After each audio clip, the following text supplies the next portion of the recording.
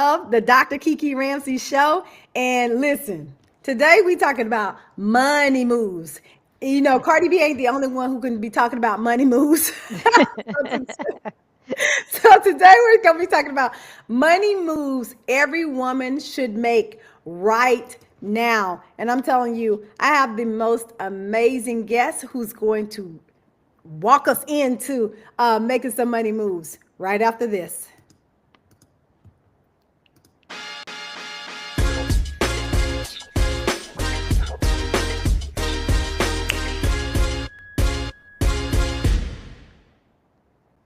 Erika Amoro, welcome to the show. Hello, hello, hello, everyone. I am so happy to have you here. We've been together. How long we been together? I think it's, oh my God, 3 years or maybe Yeah, four. I I can't don't even believe know. it seems like it's been like it seemed like it was yesterday, then it seemed like it's been so long, I right? agree. I agree. And so you are my fabulous, amazing, accountant, but you also just really share so many investing tools and just accounting tools and how to handle money. You keep me on track. And you're also going to be a speaker at the Thrive 25 Women's Conference. Whoop, whoop. Yes, I'm excited.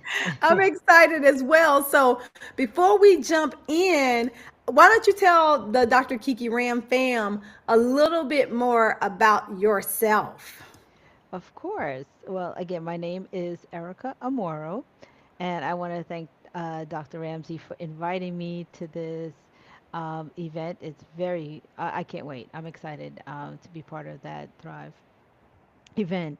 Um, I I am the CEO, president of Amaro Financial Management, and it's a company that provides a lot of financial services. So we help businesses, small and medium-sized businesses with bookkeeping, accounting, financial statement preparation, um, oh, tax preparation. Definitely got to Mm-hmm. get those taxes in and Don't forget done. them. Don't forget those taxes because they won't forget Yeah. forget you. And tax advisory as well. And one other stream we have is that we help businesses that need to make money for their businesses find that money, get prepared to fill out an application to get funding for their businesses. Yeah, I mean, when I tell you you came through years ago when I needed you and you got me all the way together because baby, I was We we went had through some some things. we went through some things. We went through some things, and I'll tell you, like, you can't you can't skimp on an amazing accountant or CPA or whatever because you will pay for it later if you do. So I appreciate you for swooping in and getting me all the way together. And that's why I'm so excited for this conversation that we're going to be having about making money moves today because you're going to help get others together as well. And so before we jump in, I would love to know what is your superpower, your biggest strength? I always like to ask this to all of my guests because, of course, being a positive psychologist, I believe that we all have superpowers. And I like to know what they are of my guests. And it's someone asked me this recently, and I would have to say it's patience. Ooh. I've been told a lot of time that I am very patient. And, dealing, whether, forget business for right now, let's think about individual. Um, I'm married, I have kids, and we all know with Mm. husbands and kids, you have to have that patience. But that's one. But in business, I am tasked with trying to get people to understand their finances, and it can be very overwhelming.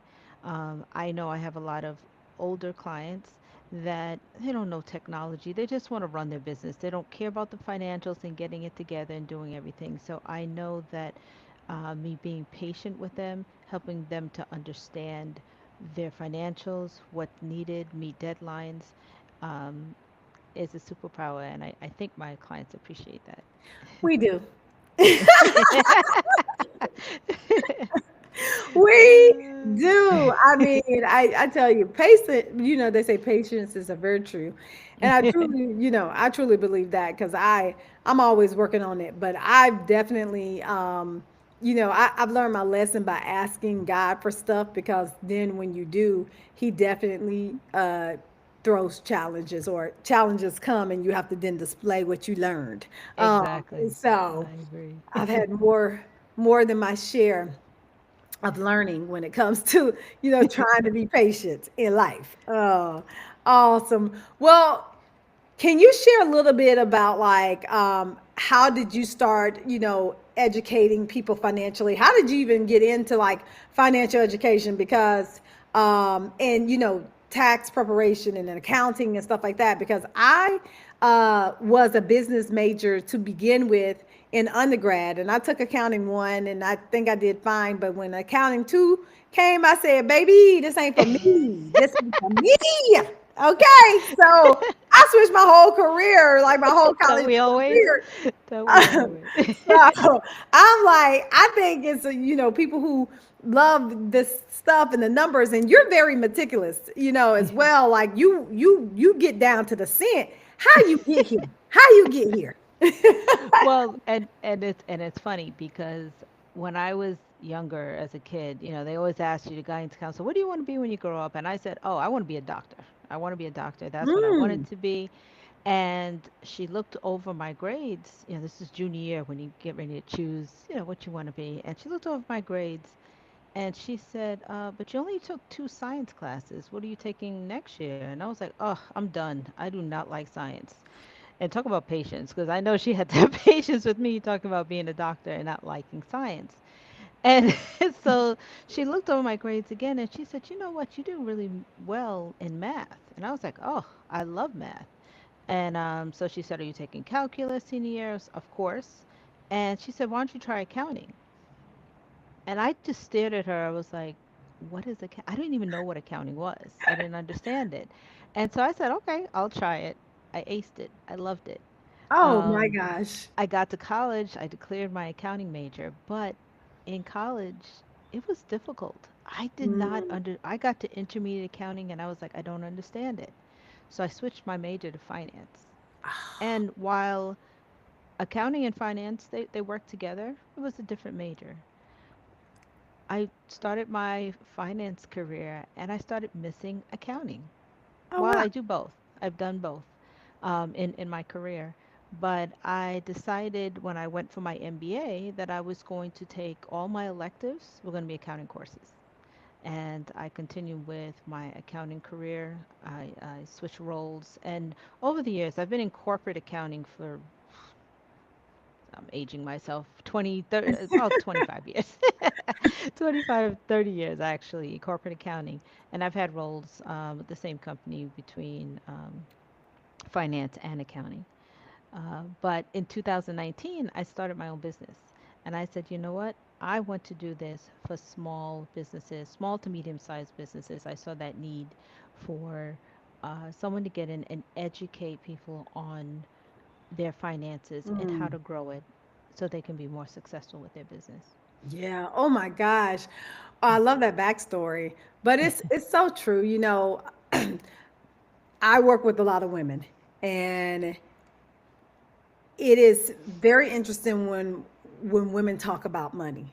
When we talk about finances, and there's this air of like secrecy, but yet still yearning and longing for a certain income level, but we don't talk about it enough.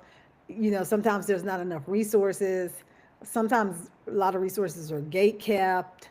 And sometimes we feel embarrassed because we haven't learned at a younger age what finances are all about. And we're going to be really digging into that at Thrive 25. But why do you think that so many women, especially high achievers, right? Us high achievers, struggle with feeling confident about our finances?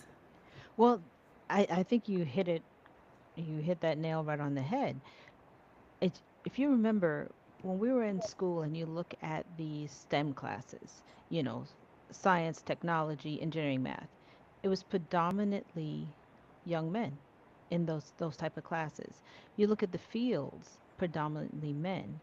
Even in my early career, and I don't even say that early, up until maybe 5, 10 years ago, I was managing a consortium of money for this corporation, and in the meeting rooms, I was the only woman.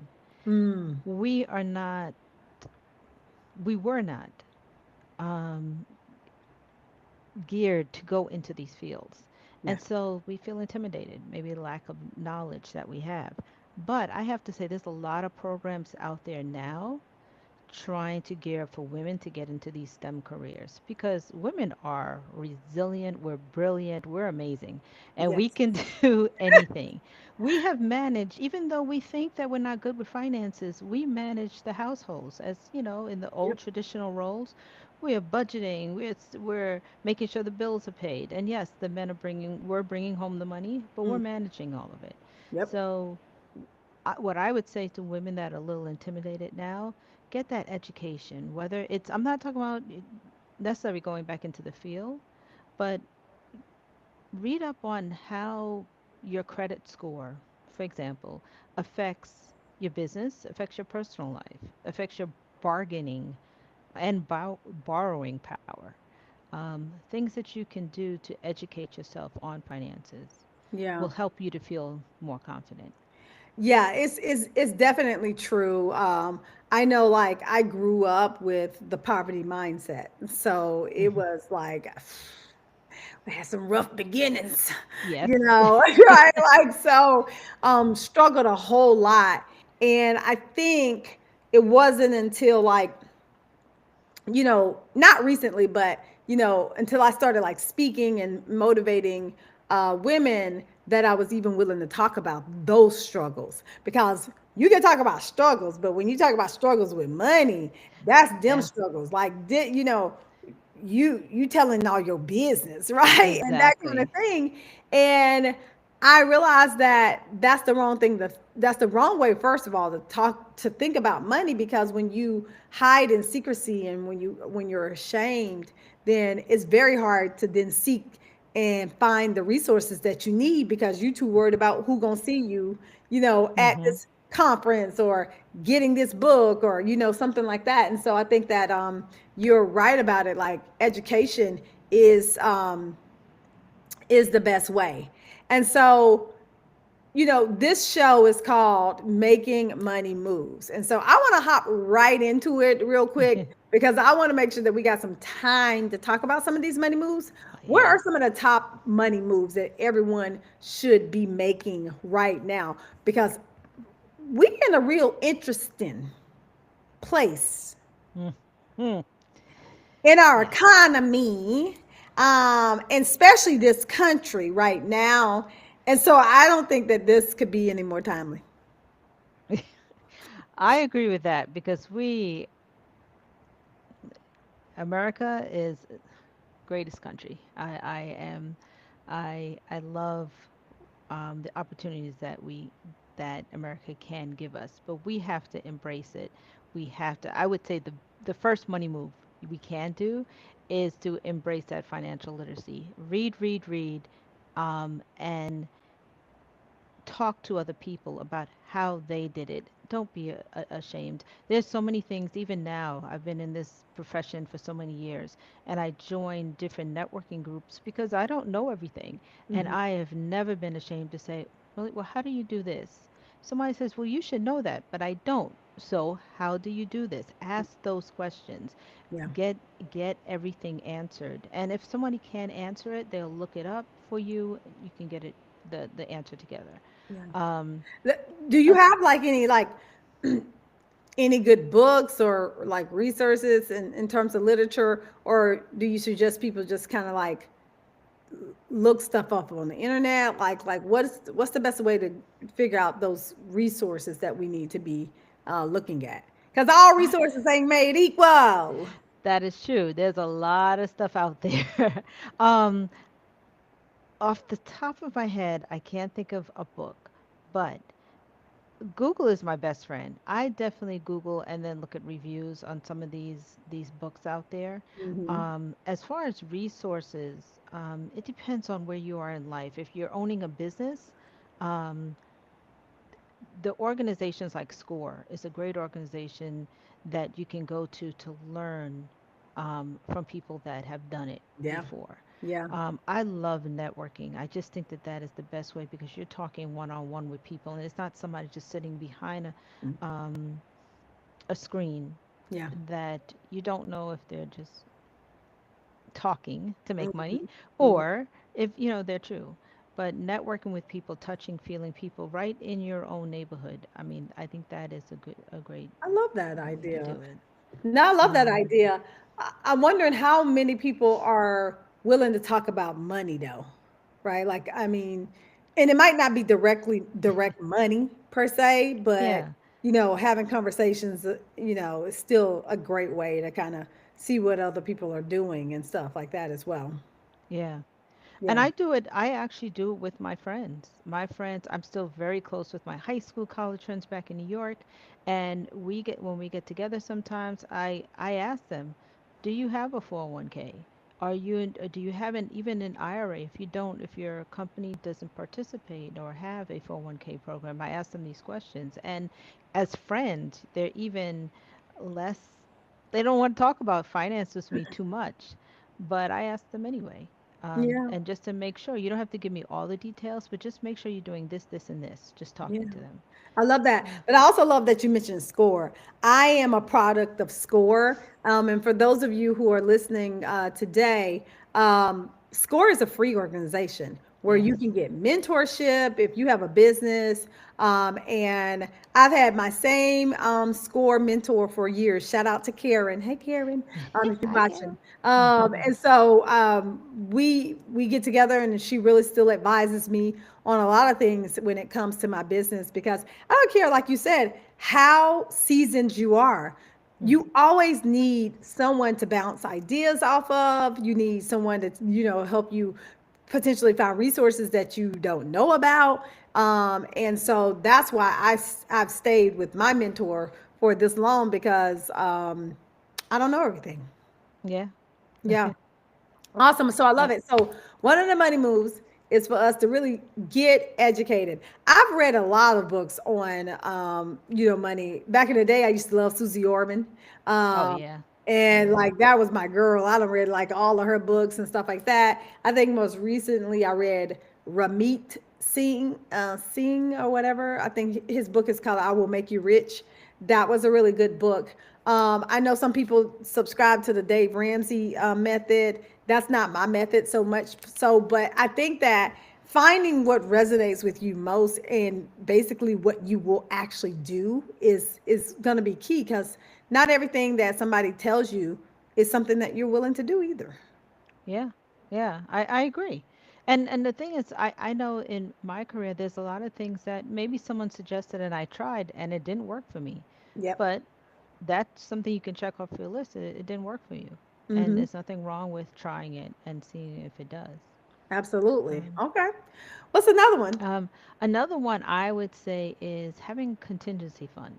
Mm, Contingency fund, whether it's in your personal life or your business, to put aside as the rule of thumb is 3 to 6 months of expenses. Just have that at the side.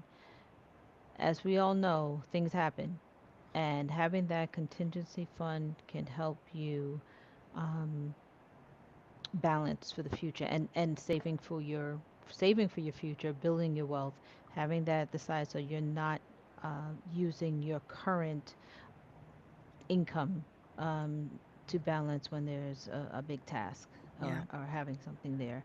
I know in my business there's a lot of things that just come up like, oh, you Oh, know, yes, honey. Yes. yeah, and having that Yeah. savings account at the side helps. Um, With that being said, right? Lord, to get to the contingency fund, it be being hard.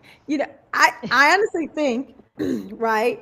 I don't know any statistics or anything like that, But I think the majority of Americans don't have a contingency fund. Like, I think Yeah. a lot of people are living paycheck to paycheck. Paycheck.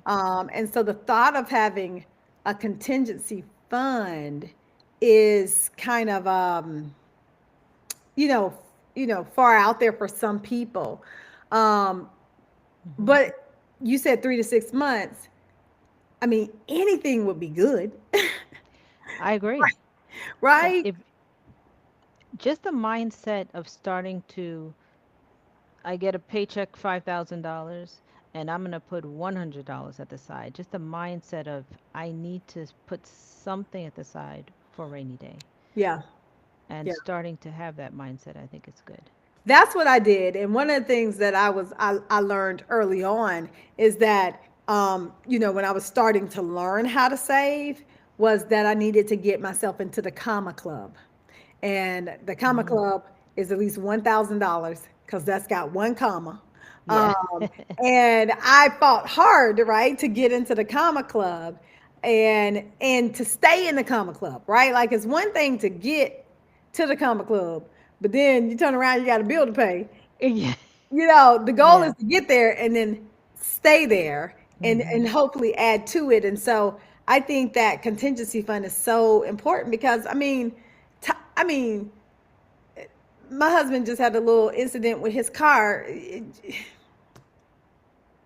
where do you I get it mean, from? you see what I'm saying? Like, Yeah. it, they just be popping up. And so you truly need it. You know that I've been going through plumbing issues at my home, Ah, right? And and you got that's to get it taken expensive. care of. It's Very, yes. expensive. You can't just live with plumbing issues. And so that contingency fund is so important. So I really think that I love that because that is a real money move. And it also, to me, makes you feel powerful when you have money in the bank. Yes, I agree. And secure, a little bit more secure. Even Yes. if it's a little bit more secure. And I have to say this one thing, and I hope it doesn't cut off when I mention the word budget because I know this. People do not like the budget. They are afraid of it but having a budget is so important. You how many of us we don't use checkbooks anymore and balance checkbooks and write checks. A lot of us don't. Some of the older people still do, but a lot of us don't. We're swiping cards. I have gone through, I manage the books of a lot of small businesses, and one of the things that I like to do at the end of the month after I prepare the financial statements is to go through all of the software and the list of software. We have subscriptions to everybody, and we don't Mhm. even know it anymore. And so when you do a budget, you can see, okay, this is how much income I have, and this is what I'm spending it on.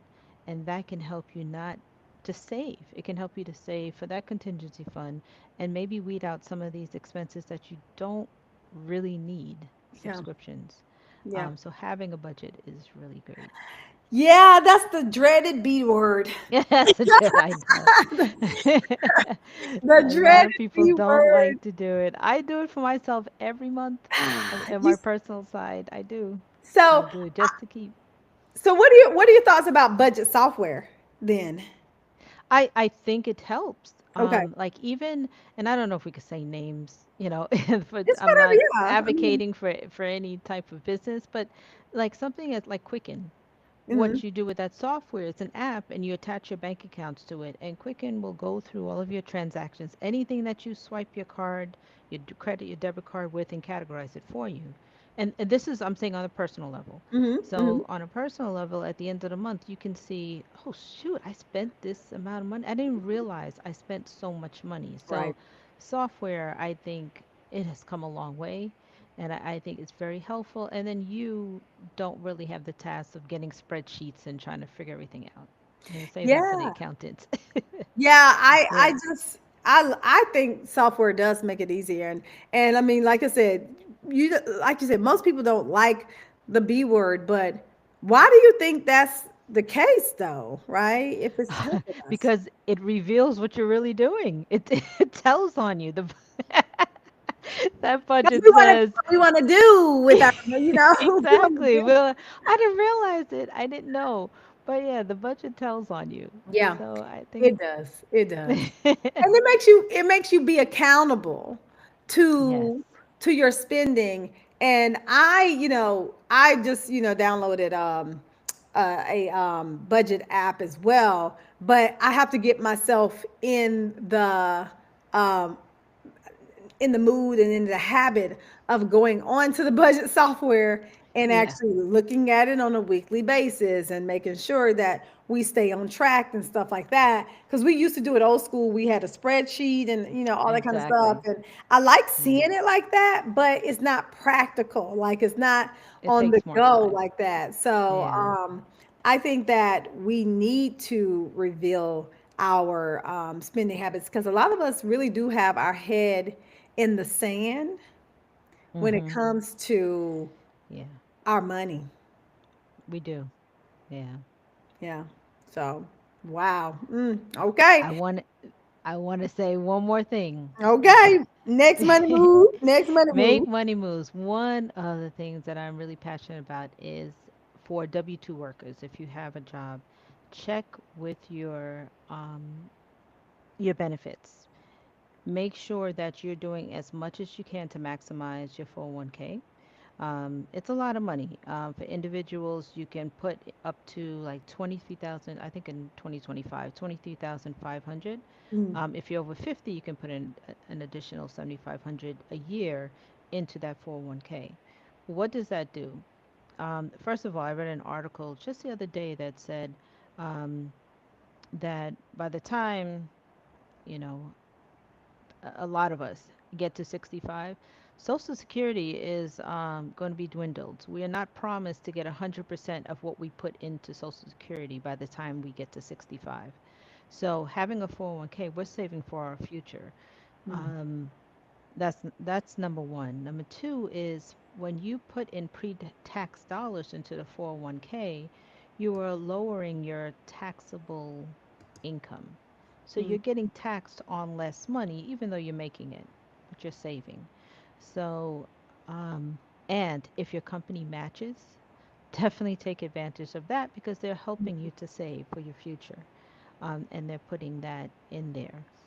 Yeah. In addition to the 401k, there's also the health savings account. They have an HSA where you put aside for medical expenses. You can use it now, you can use it later with the HSA.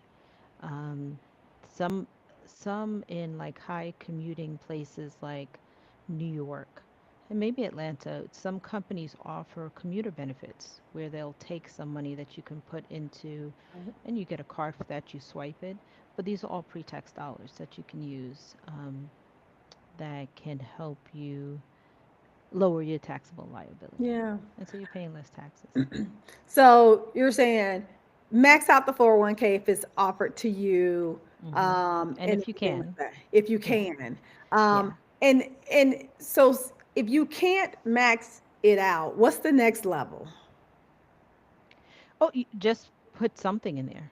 You Mm-hmm. know, you can still put something in. It doesn't have to be, 23,500, but maybe if you can put $200 to $300 a month into the 401k, at least you're still saving. And understand that once you put in a 401k, depending on who is managing it, they are reinvesting that in mutual funds and different portfolios to help that money grow. So if you put in 200 a month, hopefully the portfolio that you're putting is making money Yeah, for you. yeah, yeah. I mean, I think that a lot of people, I mean, sometimes people, especially women, don't even look at that stuff. Like, Mm-hmm. it's almost like a set it and forget it kind of thing. And then you could have been maximizing more if you actually did look at it. So it's probably time for all of us to take a look at the Yeah. 401ks and see how much we're contributing Mm-hmm. in order to be able to try to see if we're maximizing it or how much more we got to go to maximize it. And check with all the benefits that your company owes. And if you do own a business, you don't work for anyone else, you work for yourself, you can start a 401k plan with your own business. And that will help also with your financials. You can write off any amount that the company decides to match, if they do decide to Yeah. match. But you can Yeah, I write that love off as a that. business expense. Yeah. And see, so for all of you women entrepreneurs, right? Like this is another way for you to not only save money because a lot of times I see with women entrepreneurs, they don't have the savings of the 401ks and stuff like that because we're not getting it from an employer, but we don't Hmm. need an employer to do it. We can do it for ourselves. Yes. Yeah, I love that. I love that. So we got a couple money moves, maxing out our 401k. We're gonna start budgeting our money. What else did you say? Um, As financial literacy, get knowledgeable on your financial situation. yeah, Um, yeah. I love all those because I think that we need it, and we're going to go into depth at Thrive 25 and talk more about it. But I have this one question that I feel like is a bit controversial, and I wanted to get your take on it. Do you think women should have multiple streams of income, and if so, what kind? What are some options for that? I I was torn on that too. It is controversial because, but let me answer your question. I say yes. Okay. I say yes. I say yes because I'm doing it. I have multiple streams of income, and I am balancing my family work life at the same time. Okay. If COVID has taught us anything, and that is we got to prepare for our lives to be changed in a blink of an eye. You know, unfortunately, a lot of people, let's say they own businesses, the daycare business that just owned a daycare business, they had no income, you know, for a while.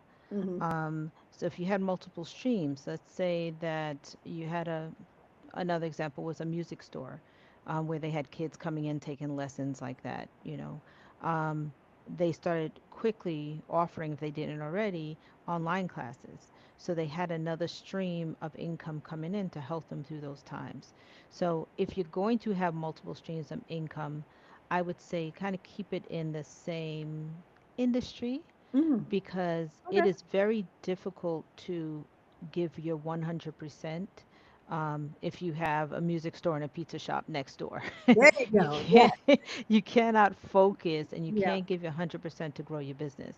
But if you can, for example, the music store that had online classes and in-person classes, you can use some of the same resources to have those two multiple streams of income. So keep it in the same family.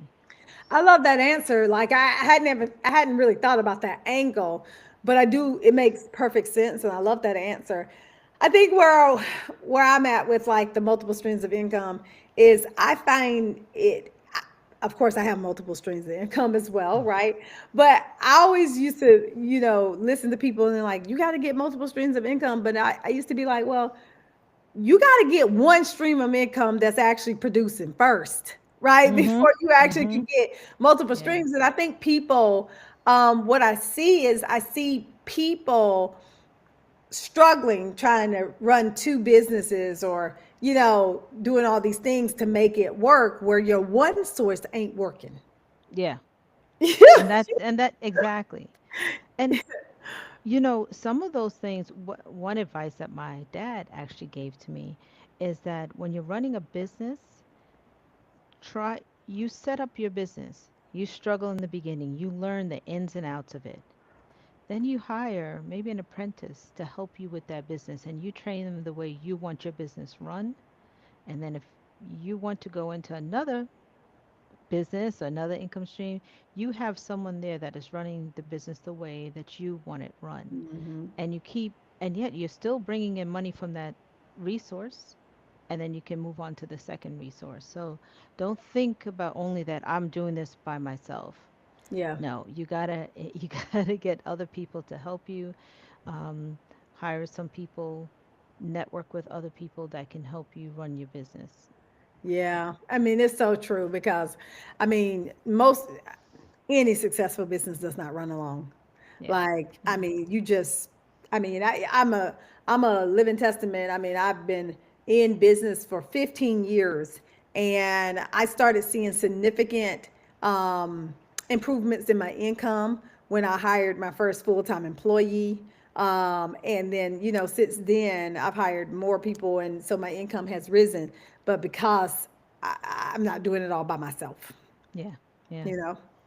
So, oh my God, we are wrapping up. So, you are a speaker at this year's Thrive 25 Women's Conference that I'm hosting right here in Atlanta, Georgia on let me see, July the 12th and 13th.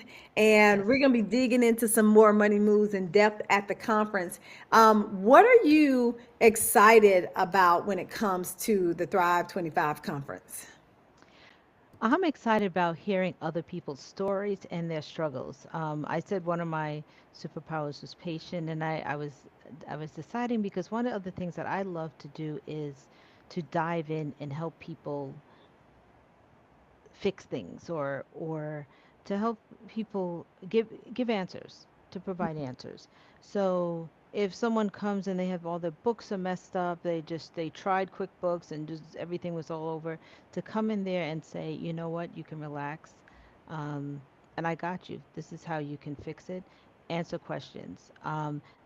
Some other people are may ask, look, I have a business idea. I need to know how to start it. They don't even know how to start it. I want to provide those type of answers. Yeah, And maybe some suggestions on ways to fund your business. That's yeah. always a big topic. I need Hmm. money for my business to fund my Hmm. business. There are there are predatory um, practices that I would like every owner to avoid, Okay. that I've learned in my own business. So avoid that. And then there's like equity funding where you can take money that you already have that you probably don't even know you have, and you can fund your business that way.